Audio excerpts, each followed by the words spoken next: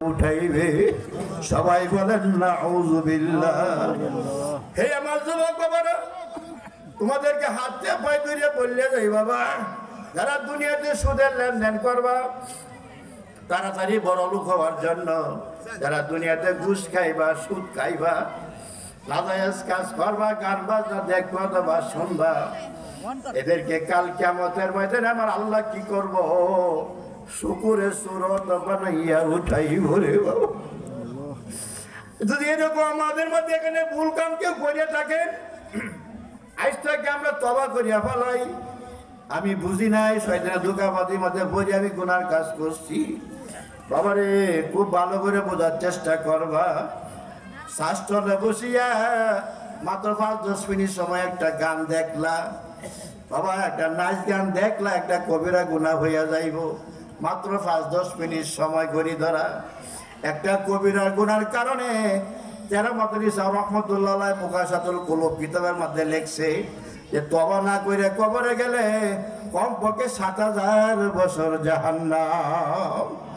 হে আমার বাবারে, তোমাদেরকে আমি হাতে পায়ে ধরে বলি, একবার দাড়ির মধ্যে ফুস দিবা, দাড়ির মধ্যে একবার ফুস দিবা, একটা কবিরা গুনাহ হইয়া যাইব।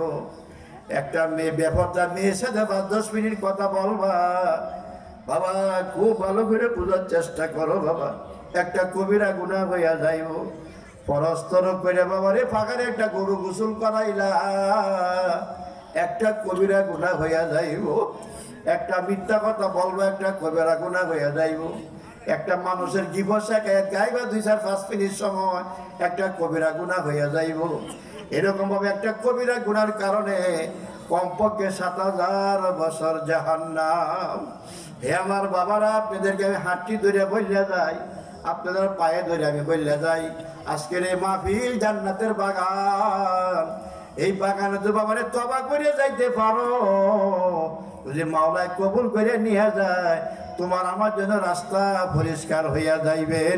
সবাই মুখটা ভরে বলেন সুবহানাল্লাহ, বলেন লা ইলাহা ইল্লাল্লাহ, লা ইলাহা ইল্লাল্লাহ, লা ইলাহা ইল্লাল্লাহ, লা ইলাহা ইল্লাল্লাহ, লা ইলাহা ইল্লাল্লাহ, লা ইলাহা ইল্লাল্লাহ, লা ইলাহা ইল্লাল্লাহ, লা ইলাহা ইল্লাল্লাহ, লা ইলাহা ইল্লাল্লাহ, লা ইলাহা ইল্লাল্লাহ মুহাম্মাদুর রাসূলুল্লাহ সাল্লাল্লাহু আলাইহি সাল্লাম।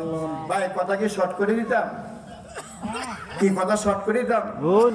কাজে বাবারা খুব ভালো করে বোঝার চেষ্টা করো। পর্দার অন্তরাল আমার মা বোনদেরকে কয়টা কথা বললে বিদায় নিতেছি ইনশাআল্লাহ।